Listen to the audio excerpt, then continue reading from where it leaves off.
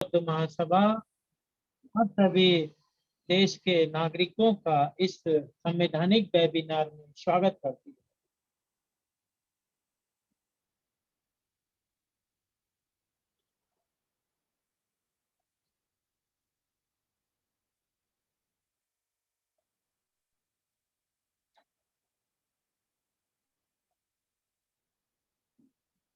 यह मेरा डिक्लेरेशन है सभी साथियों के लिए। मैं आज से दीवान निवासी कानपुर उत्तर प्रदेश यह घोषणा करता हूँ कि मैं भारत के संविधान में पूर्ण आस्था एवं विश्वास रखता हूँ। यह कि मेरा उद्देश्य किसी भी राजनीतिक दल की विचारधारा का समर्थन या विरोध करना नहीं है। यह कि मैं धर्म, मूल, वंश, वर्ण, जाति, लिंग, रंग, जन्म स्थान आदि के आधार पर होने वाले भेदभाव का समर्थन नहीं करता हूँ। यह कि व्यक्ति के संवैधानिक अधिकार और मानवाधिकार, इसमें समता, स्वतंत्रता, बंधुता और गरिमा का प्रबल समर्थन करता हूँ। यह कि विधिक अज्ञानता को दूर करने तथा विधिक अधिकार तथा विधिक कर्तव्यों का बोध कराने के उद्देश्य से निःशुल्क, बिना किसी आर्थिक लाभ के जनहित में विधिक ज्ञान प्रदान कर रहा हूँ।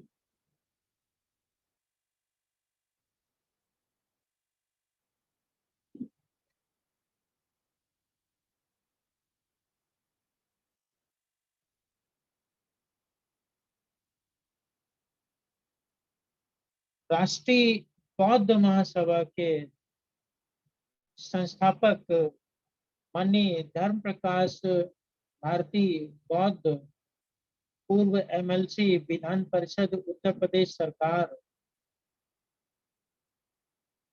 एवं राष्ट्रीय बौद्ध महासभा के कार्यवाहक राष्ट्रीय अध्यक्ष माननीय बादल सिंह बौद्ध जी भारत देश के अंदर राष्ट्रीय बौद्ध महासभा के राष्ट्रीय, प्रांतीय, जिला एवं क्षेत्रीय स्तर के पदाधिकारीगण, उपासक, उपासिकाओं और समस्त भारत के नागरिकों, आज के इस वेबिनार की अध्यक्षता कर रहे माननीय शेष राव घागड़े जी, राष्ट्रीय महासचिव प्रभारी महाराष्ट्र, गुजरात, दादरा नगर हवेली, दमन दीव, आरबीएम एवं संचालन कर रहे हैं माननीय चरण दास प्रजापति जी, राष्ट्रीय कार्यकारिणी सदस्य मध्य प्रदेश, आरबीएम। जैसे कि भारत के संविधान के संबंध में राष्ट्रीय बौद्ध महासभा के द्वारा भारत के नागरिकों के लिए संवैधानिक ज्ञान के लिए चर्चा की जा रही है। जैसा कि डिक्लेरेशन में पहले ही स्पष्ट किया जा चुका है कि भारत के नागरिकों को संविधान के संबंध में जानकारी प्रदान करना उद्देश्य है। तो यह बिल्कुल स्पष्ट है कि आखिर ऐसे कौन से कारण और कौन सी परिस्थितियां भारत देश में उत्पन्न है या उत्पन्न हो गई या उत्पन्न होने की संभावना है, जिसके कारण राष्ट्रीय बौद्ध महासभा भारत के नागरिकों को संविधान की शिक्षा वो भी निःशुल्क दे रही है। देश के किसी भी नागरिक से किसी भी प्रकार का कोई शुल्क नहीं लिया जाता है। निःशुल्क भारत के संविधान की शिक्षा देश के नागरिकों को दे रही है। तो उसके पीछे एक मुख्य कारण यह है, कई कारण हैं, परंतु उसमें एक मुख्य कारण यह है कि भारत देश में लोकतंत्र है, लोकतंत्र यानी government by the people, of the people and for the people. Bharat के लोगों के द्वारा, भारत के लोगों के लिए, भारत के कल्याण के लिए बनाई गई सरकार है। तो ये जो भारत के निवासी गण हैं, इन्हें संविधान की जानकारी नहीं है और कानून का राज है, रूल ऑफ लॉ है भारत में। किसी व्यक्ति का शासन नहीं है। जो व्यक्ति सरकार में है या सरकार में नहीं भी है, अगर वह तनख्वाह ले रहा है, चाहे मिनिस्टर हो, चाहे प्रधानमंत्री हो, चाहे राष्ट्रपति हो, ये जो भी पद हैं, इन सभी पद पर काम करने वाले व्यक्तियों को एक कार्य के बदले में वेतन प्रदान किया जाता है और जिनको वेतन प्रदान किया जाता है वह सरकारी एक तरीके से लोक सेवक है, नौकर। तो नौकर से काम लेने के लिए मालिक यानी देश की जनता को कानून की जानकारी होना बहुत जरूरी है।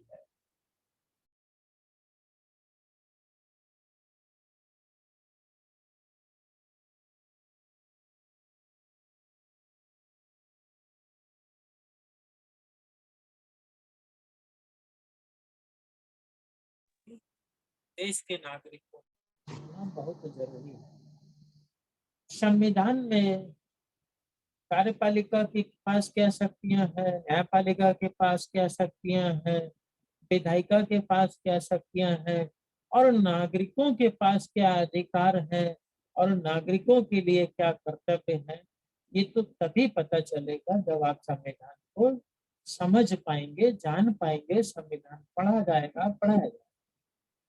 तो ये महत्वपूर्ण उद्देश्यों को लेकर के मैंने धर्म प्रकाश भारती जी ने राष्ट्रीय बौद्ध महासभा के माध्यम से यह बीड़ा उठाया है कि भारत के नागरिकों को संविधान की जानकारियां प्रदान की जाए। इसी श्रृंखला में जो है आज हम लोग आर्टिकल 99 पर चर्चा करेंगे। भारत के संविधान के अंदर जो अनुच्छेद 99 है उसमें क्या है। तो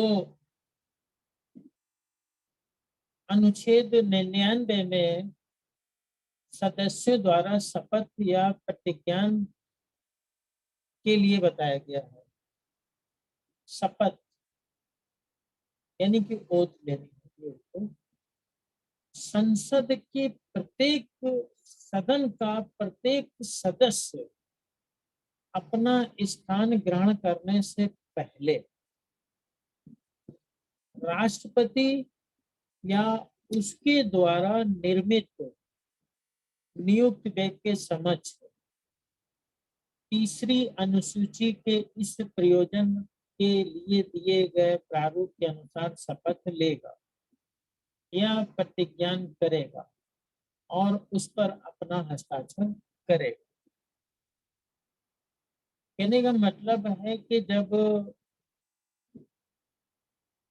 पार्लियामेंट में आप अपना रिप्रेजेंटेटिव चुनकर भेजते हैं, अपना जनप्रतिनिधि चुनकर वहां पर भेजते हैं, तो वहां चुना हुआ जनप्रतिनिधि लोकसभा के अंदर जा करके सीधा काम नहीं करने लगेगा कि जाके लोकसभा में बैठ गए।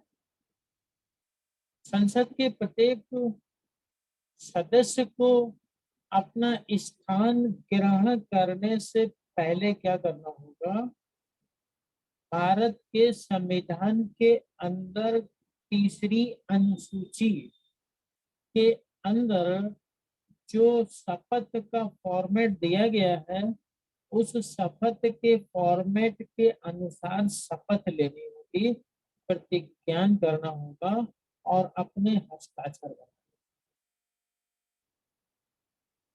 वो भी माननीय राष्ट्रपति या उनके द्वारा किसी व्यक्ति के समक्ष। कहने का मतलब है, अगर कोई व्यक्ति जो लोकसभा का चुनाव जीतता है तो वह लोकसभा में जा करके सदस्य लोकसभा का तो बन जाता है, मेंबर ऑफ पार्लियामेंट, परंतु उसको वहां पर अपना स्थान को ग्रहण करने के लिए कंपलसरी रूप से शपथ ग्रहण करनी है। अब तीसरी अनुसूची क्या है? तीसरी अनुसूची मैं आप लोगों के लिए शेयर करता हूँ। तो ये है तीसरी अनुसूची।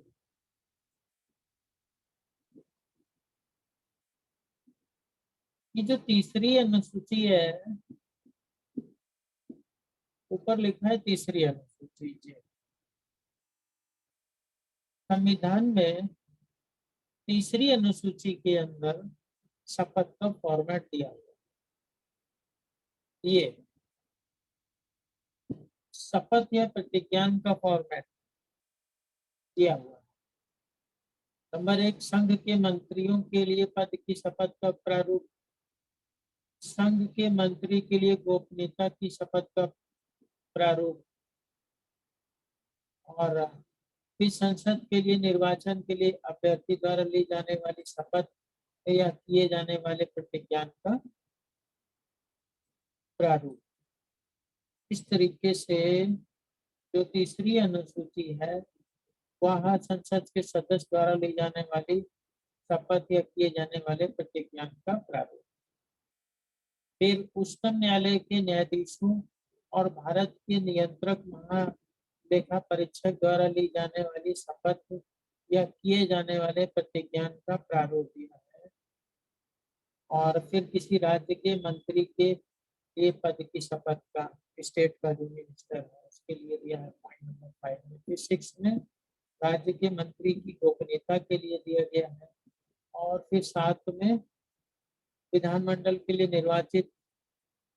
और फिर 8 में उच्च न्यायालय के न्यायाधीशों के लिए शपथ का फॉर्मेट दिया हुआ है। इस तरीके से जब हम देखते हैं तो अनुसूची 3 के अंदर शपथ का फॉर्मेट दिया गया है, मतलब ओथ लेना होगा।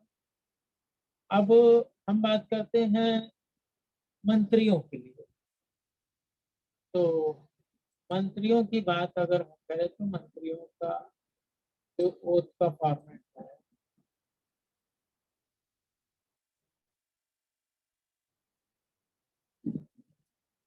तो मैं आपको सामने शेयर करता हूं।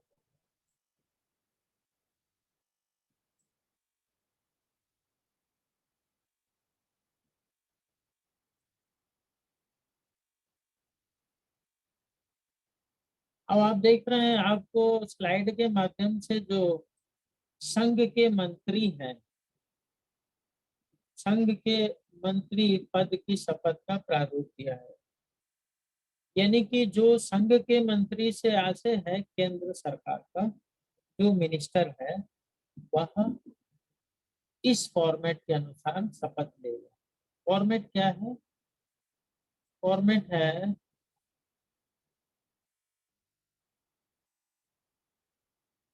कि मैं मतलब जो व्यक्ति होगा अपना नाम लेगा अमुक के स्थान पे, ईश्वर की शपथ लेता हूँ,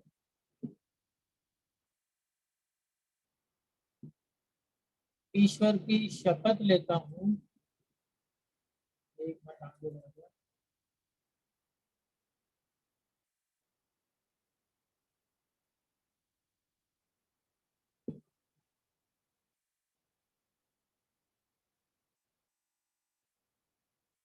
मैं अमुक ईश्वर की शपथ लेता हूँ कि सत्य निष्ठा से प्रतिज्ञान करता हूँ कि मैं विधि द्वारा स्थापित, आप लोग आपके सामने स्लाइड दिखती आ रही है।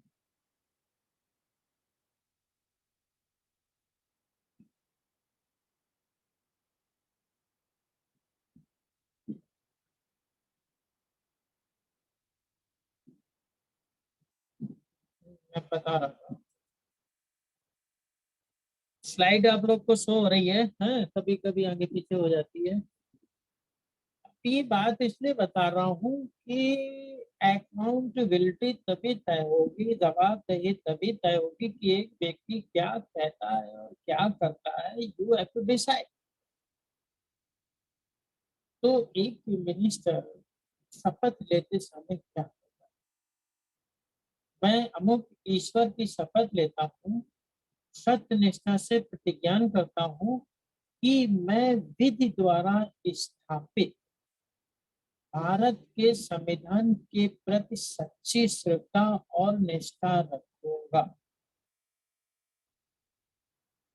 मतलब वह भारत के संविधान के प्रति सच्ची, फर्जी नहीं,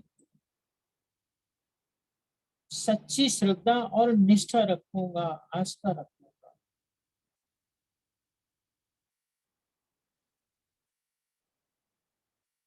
और मैं भारत की प्रभुता, अखंडता अक्षुण्ण रखूंगा। मैं संघ के मंत्री के रूप में अपने कर्तव्यों का श्रद्धा पूर्वक और शुद्ध अंतःकरण से निर्वहन करूंगा। तथा मैं भय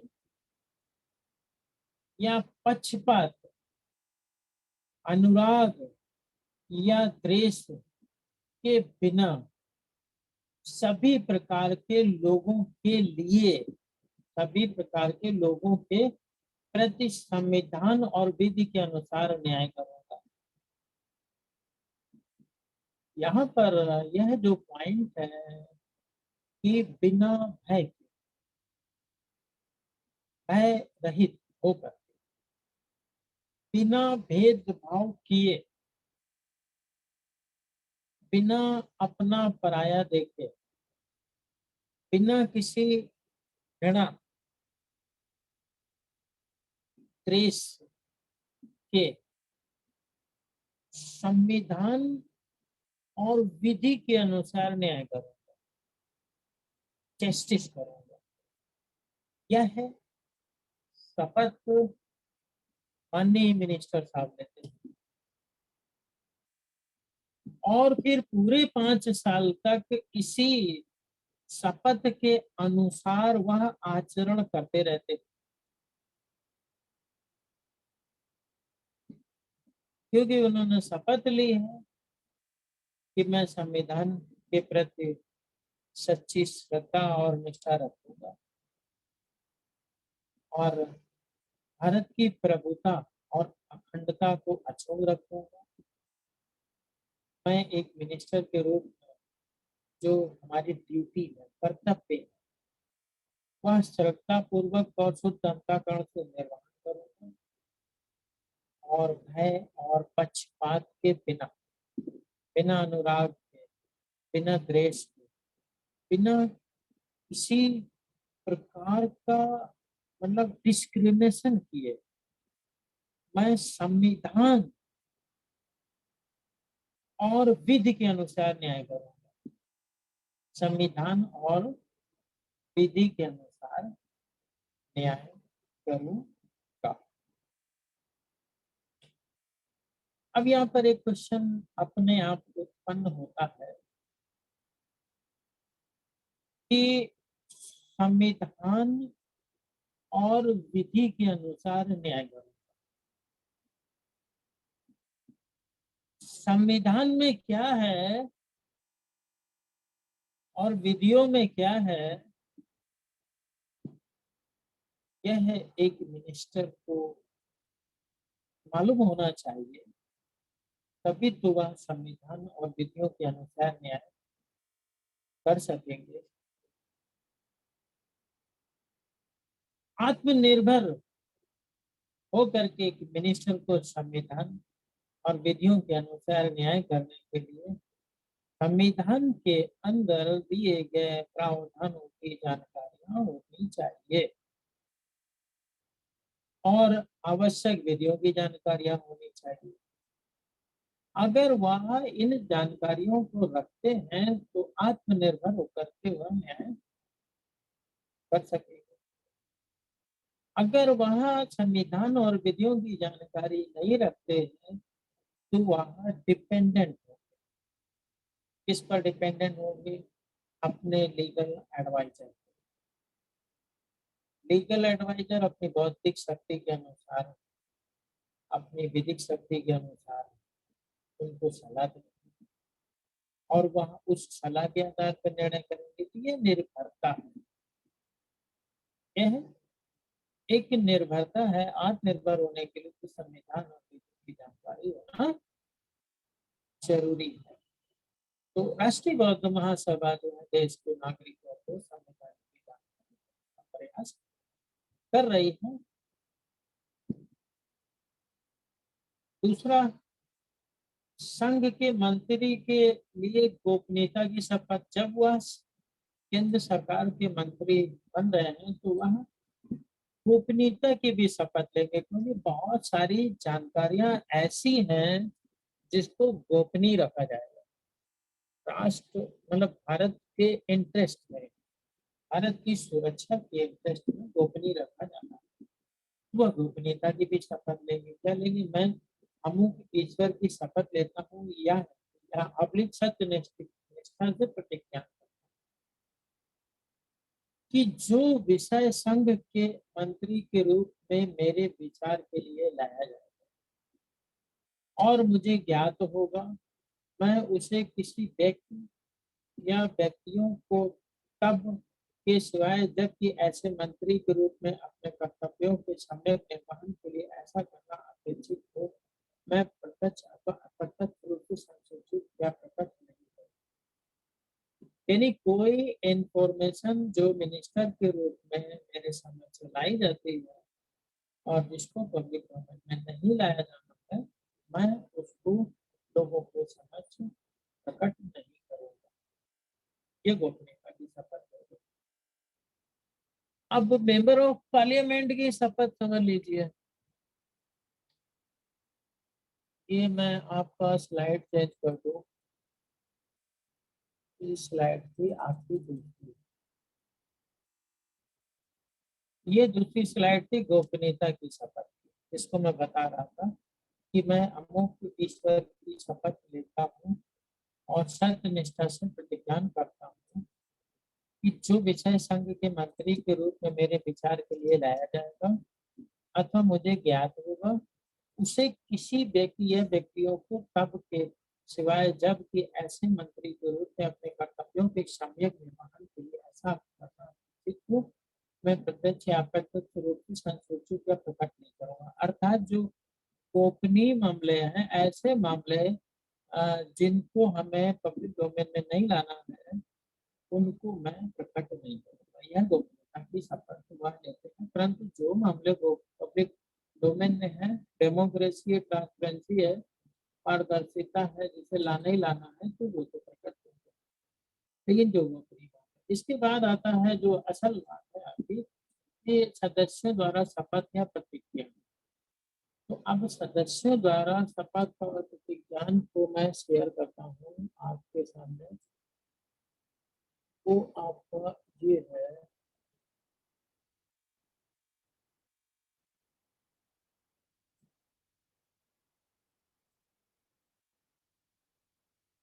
ये आ गया। अब इसमें जो है पॉइंट नंबर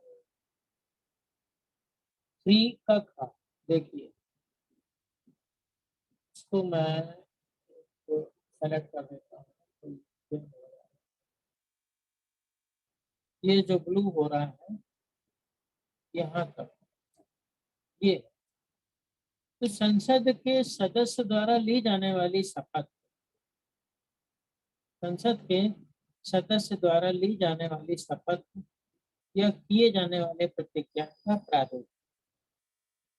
मैं अमुक जो राज्यसभा या लोकसभा में स्थान भरने के लिए अभ्यर्थी के रूप में निर्वाचित या नाम निर्देशित हुआ, मतलब मैं फला फला राज्यसभा के लिए अगर वो निर्वाचित हुआ है तो राज्यसभा बोलेंगे, लोकसभा के लिए अगर निर्वाचित हुआ है तो लोकसभा बोलेंगे। में जो रिक्त स्थान है उस स्थान में जो उसने अपना आवेदन किया था और फिर वह निर्वाचित हुआ या नाम निर्दिष्ट हुआ, नॉमिनेटेड हुआ, मनोनीत हुआ है, ईश्वर की शपथ लेता हूँ, या है या चाहे तो आप ईश्वर की शपथ लेता हूँ बोले, चाहे सत्य निष्ठा से प्रतिज्ञा करता हूँ, दोनों में कोई भी बात बोल सकते हैं। It is not a compulsion that you have to speak ईश्वर की शपथ लेता हूँ।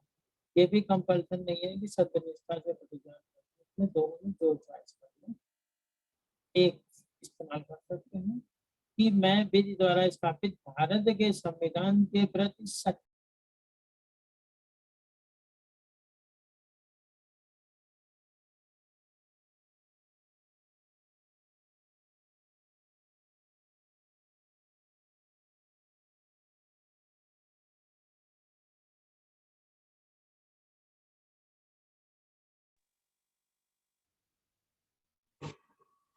हेलो। हाँ, तो मैं बता रहा था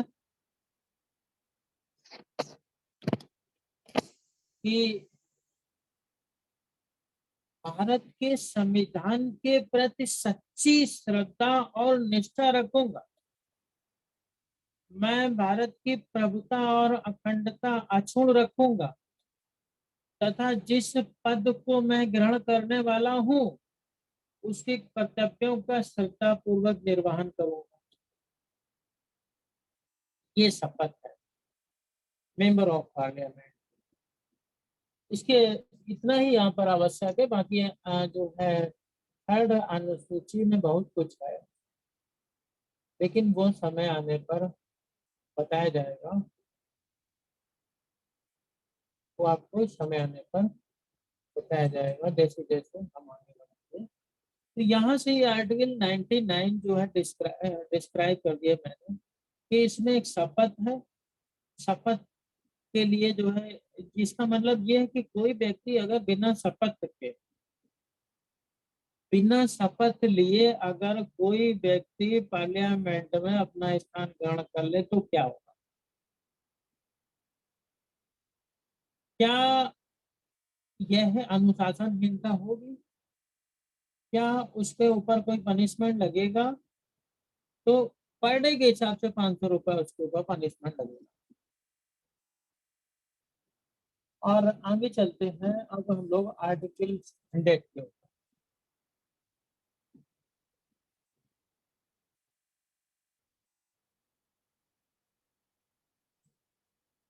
आर्टिकल 100, सदनों में मतदान रिक्तियों के होते हुए भी सदनों की कार्रवाई की शक्ति और गण पूर्ति मतलब सदनों में मतदान, सदन में जो मतदान होगा उस पर क्या क्या संविधान कहता है। जो रिक्तियां होंगी उसमें संविधान क्या कहता है, और जो गण पूर्ति की समस्या है उस पर संविधान में क्या कहा है। तो इसको पहले समझ लो। होता क्या है कि जो लोकसभा या राज्यसभा है वह बहुमत के द्वारा प्रेजेंट की जाती है। वह किसके द्वारा प्रेजेंट की जाती है? बहुमत के द्वारा जो है लोकसभा और राज्यसभा होती है। और मैं इसको शेयर कर दूंगा आपको तो आपके पास ही होगा। नाउ 100। तो जो लोकसभा है या राज्यसभा है उसमें जो मेंबर ऑफ पार्लियामेंट हैं, तो मीटिंग होती है। मीटिंग में कितने सदस्य होना अनिवार्य है? कितने सदस्य हो तो वो मीटिंग वैलिड होगी? मीटिंग का कोरम क्या होगा? कोरम शब्द सभी लोग समझते हैं। तो आर्टिकल 100 इसी संबंध में बताता है कि कोरम क्या होगा, लोकसभा का, राज्यसभा का कोरम क्या होगा। तो इस संविधान में यथा अन्यथा उपबंधित के सिवा प्रत्येक सदन की बैठक में या सदनों की संयुक्त बैठक में सभी प्रश्नों का अवधारण अध्यक्ष को अथवा सभापति या अध्यक्ष के रूप में कार्य करने वाले व्यक्ति को छोड़कर उपस्थित और मत देने वाले सदस्यों के बहुमत से किया जाएगा। तो आर्टिकल 100 यह कहता है, 100 का पॉइंट नंबर 1 ये कहता है कि जो प्रश्नों का अवधारण है, प्रश्न क्या होंगे, जो कार्रवाई होगी, वहाँ जो वोट पड़ेगा, everything should be decide by the majority, बहुमत के द्वारा तय, बहुमत के द्वारा तय किया जाएगा। सभापति या अध्यक्ष अथवा उस रूप में कार्य करने वाला व्यक्ति प्रथम मत नहीं देगा। अब लोकसभा के अंदर अगर बहुमत की बात आती है या राज्यसभा में अगर बहुमत की बात आती है, तो बहुमत साबित करने के लिए यदि आवश्यक होगा, अगर बराबर बराबर आ जाता है पक्ष विपक्ष का वोट, तब लोकसभा का अध्यक्ष या सभापति अपना वोट देंगे, अन्यथा नहीं देंगे। इनको प्रथम रूप से वोट देना की आवश्यकता नहीं है। अगर जो है जब तक कि बराबर बराबर जो है वोटिंग पक्ष और विपक्ष की नहीं आ जाती है। अगर पक्ष और विपक्ष की समान रूप से वोटिंग आ जाती है, तो जैसे कि 543 जो है मेंबर हैं लोकसभा में, तो लोकसभा में 543 में किसी कारण से कुछ लोग उपस्थित नहीं हो या और जो है पक्ष विपक्ष में जो वोटिंग हुई उसमें दोनों का बराबर बराबर आ गया वोट, तो उस स्थिति में फिर जो है सभापति या अध्यक्ष लोकसभा का अपना वोट करेंगे, अन्यथा नहीं करेंगे। ये पॉइंट नंबर 1 यहाँ पर आता है। इसके बाद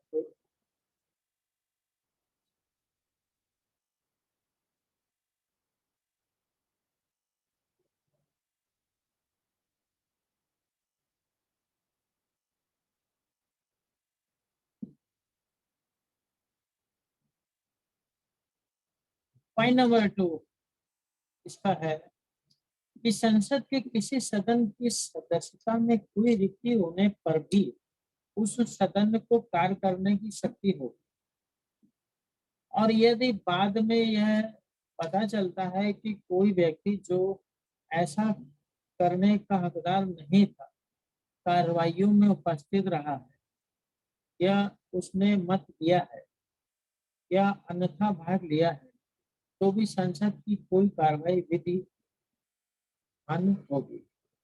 कहने का मतलब है पॉइंट नंबर 2 यह बताता है कि संसद में अगर कोई रिक्ति है, जैसे कि 543 सदस्यों की संसद बनी है लोकसभा, अब 543 सदस्यों को मीटिंग में होना चाहिए, नहीं होना चाहिए। जब मेंबर ऑफ पार्लियामेंट 543 हमने चुन के भेजे हैं, तो उन्हें 543 को हमारे क्षेत्र के इंटरेस्ट में वहां बैठना चाहिए। परंतु इन्हीं कारणों से अगर जो है वहां पर 543 सदस्य नहीं बैठते, मान लीजिए 500 सदस्य बैठे हुए उस समय है, तो 43 नहीं है, 43 जगह रिक्त है।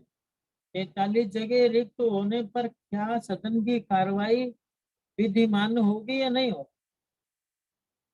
या 300 लोग अगर हैं तो कार्रवाई विधिमान होगी या नहीं होगी?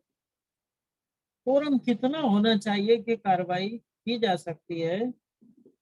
तो लोकसभा की कार्रवाई तब चालू होगी जब उसके कुल सदस्य 543 का 1/10 वहां पर उपस्थित, 1/10 अगर उपस्थित हैं तो इसका मतलब ये हुआ कि मीटिंग हो सकती है। 1/10 कितना हुआ तो 55 हुआ।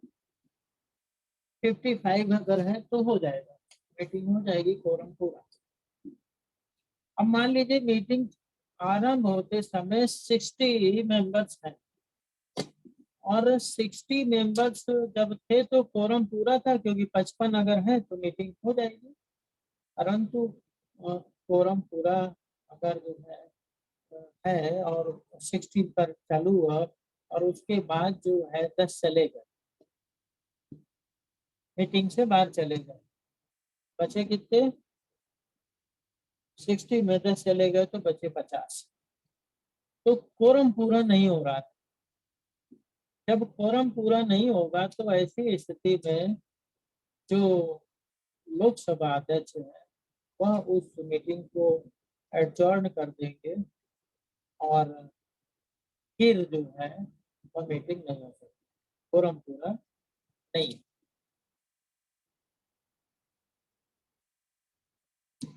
कोरम पूरा ना होने पर मीटिंग नहीं हो सकती है। फिर क्या करना होगा?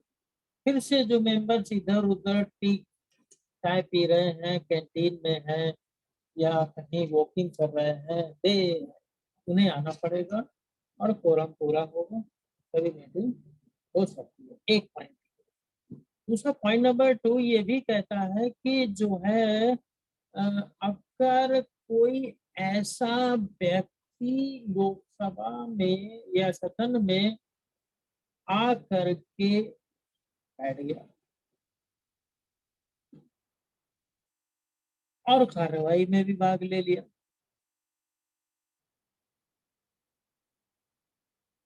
और बाद में पता चलता है कि कोई व्यक्ति ऐसा करने का हकदार नहीं था, मतलब वह व्यक्ति इस सदन में कार्रवाई में भाग लेने का हकदार नहीं था, उसको राइट नहीं था इस कार्रवाई में बैठने का, परंतु वह बैठा था और उसने तो भाग ले लिया।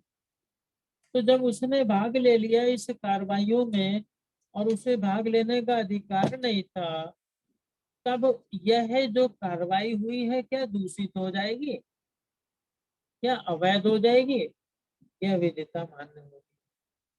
तो यहाँ पर ये पॉइंट क्लियर कर दिया गया है कि संसद की किसी सदस्य की सदस्यता में कोई रिक्ति होने पर भी उस सदन की कार्य करने की शक्ति होगी। ये कोरम के समय बता दिया हमने। और यदि बाद में पता चलता है कोई व्यक्ति जो ऐसा करने का हकदार नहीं था कार्रवाई में उपस्थित रहा है या उसने वोट भी दे दिया है या अन्यथा भाग लिया है, तो भी संसद की कोई कार्रवाई विधिमान होगी। जो भी कार्रवाई है सारी के सारी लीगल होगी। एक व्यक्ति के एक एक ऐसे व्यक्ति के पार्टिसिपेट कर जाने से जिसको राइट टू वोट नहीं है, जिसको राइट टू पार्टिसिपेशन नहीं है, अगर वह कर भी जाता है तो भी कार्रवाई विधिता मान्य होगी। इसके बाद आगे चलते हैं।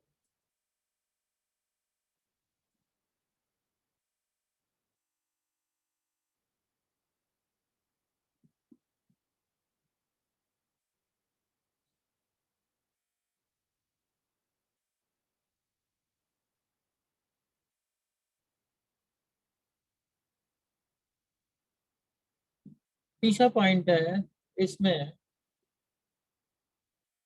कि जब तक संसद विधि द्वारा अन्यथा उपबंध ना करे तब तक संसद के प्रत्येक सदन का अधिवेशन गठित करने के लिए गण पूर्ति सदन के सदस्यों की कुल संख्या का 10वां भाग होगी। ये पॉइंट मैंने बताई दिया है कि 1/10 होना चाहिए कोरम। ये कोरम कितना होना चाहिए? 1/10 होना चाहिए।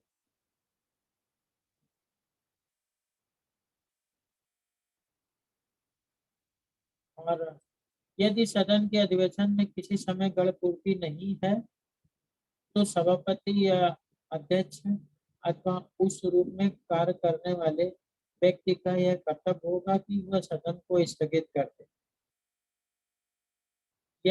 या अधिवेशन को तब तक के लिए निलंबित कर दें जब तक कि कर पूर्ति नहीं हो जाए।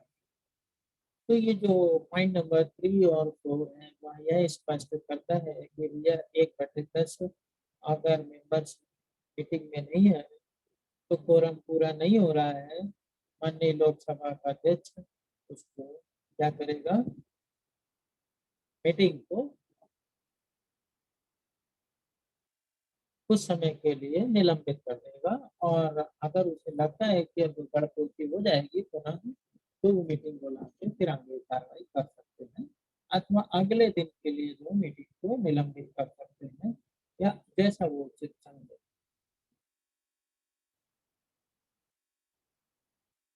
अब यहीं पर जो आपका मामला है लोकसभा का हमने समझा दिया गणपूर्ति का, और राज्यसभा का भी आप समझ लीजिए कि राज्यसभा के अंदर 245 सीटें हैं और 245 का 1/10 अगर है तो फिर जो है कार्रवाई चलेगी, यानी कि 1/10 का मतलब 25 सदस्य होना चाहिए। अब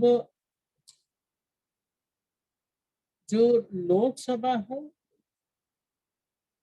उसकी जो गणपूर्ति है कोरम है उसमें 55 में लोकसभा का अध्यक्ष इन्वॉल्व है, यानी कि अगर 54 मेंबर हैं और लोकसभा का अध्यक्ष वहां पर बैठे हुए हैं तो 55 होगा तो कार्रवाई चलेगी।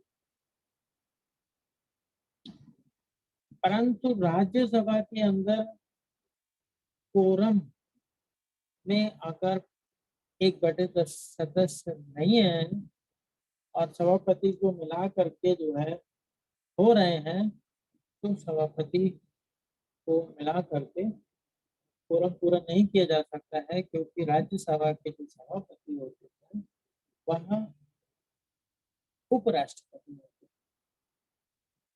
और उपराष्ट्रपति राज्यसभा के सदस्य के रूप में नॉमिनेट नहीं होते, नहीं होते उपराष्ट्रपति होते, तो उसकी आवश्यकता नहीं होती, इसलिए राज्यसभा में कोरम पूरा करने के लिए 25 सदस्य होना जरूरी है। तो इस तरीके से अगर लोकसभा की कोरम पूरा नहीं होने के कारण लोकसभा को निलंबित कर दिया जाएगा और राज्यसभा भी निलंबित उसी तरीके से हो जाएगी। और अगर कोई अवैध रूप से कार्रवाई में भाग ले लेता है इन कार्रवाइयों में तो वह कार्रवाई दूषित नहीं होगी बल्कि वह विधि का मान्य रहेगी।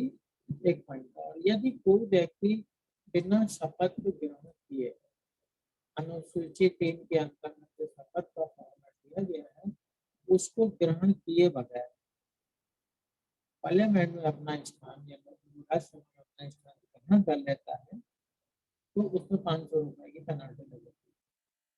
इस तरीके से ये आर्टिकल 99 और आर्टिकल 100 कंप्लीट होता है और आगे नेक्स्ट वीक हम लोग जो है आगे के आर्टिकल पे चर्चा करेंगे। जय भीम, नमो बुद्धाय।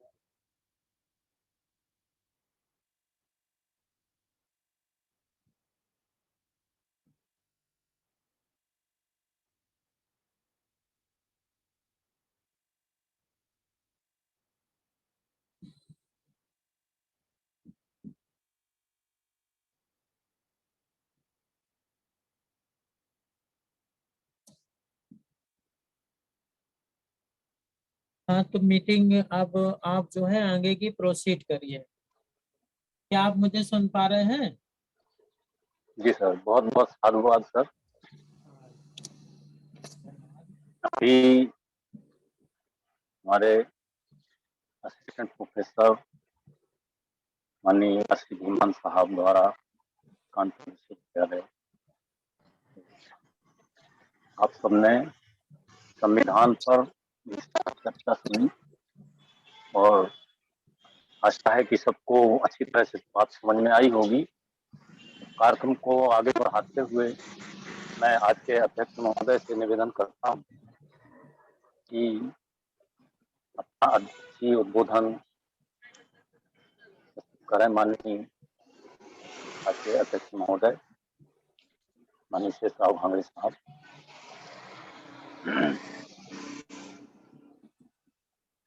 हेलो जी, संचालक महोदय जी, जय भीम नमो बुद्धाय।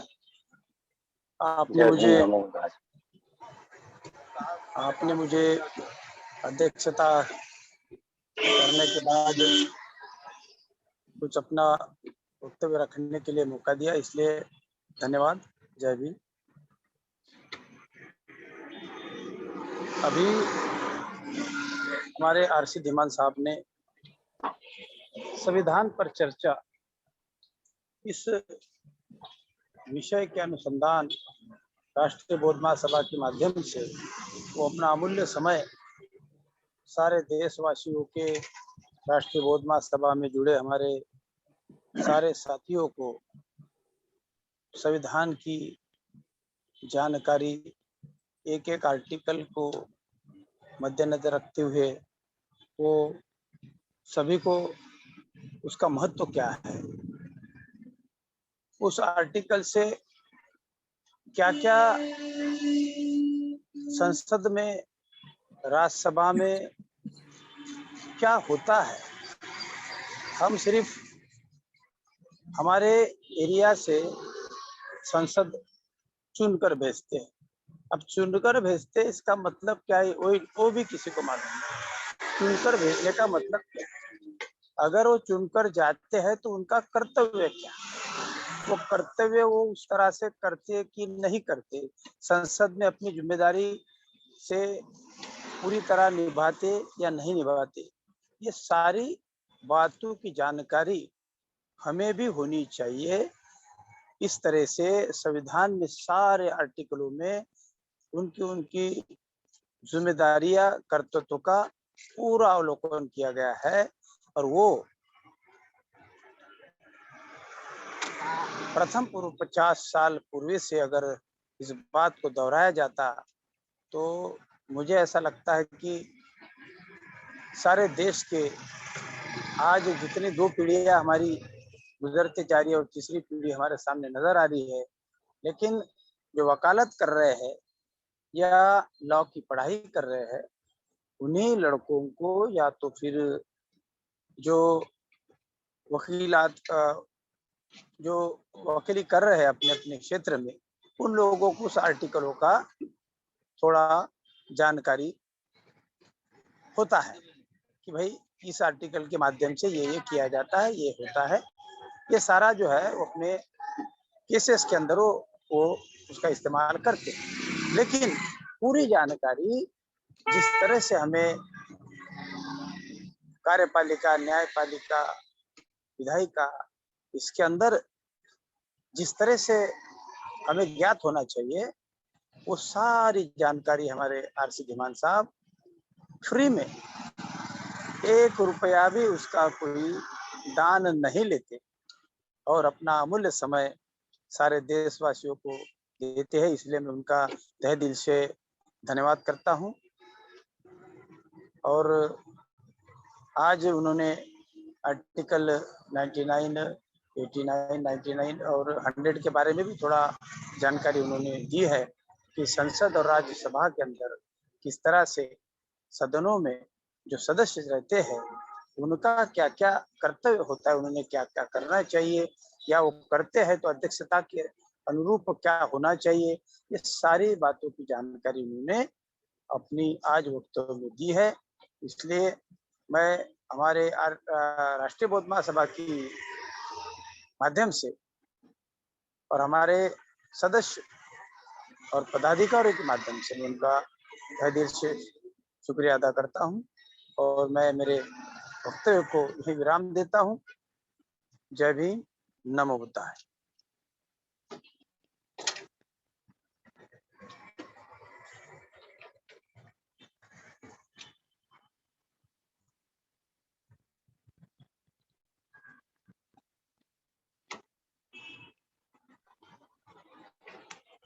बहुत बहुत साधुवाद माननीय अध्यक्ष महोदय।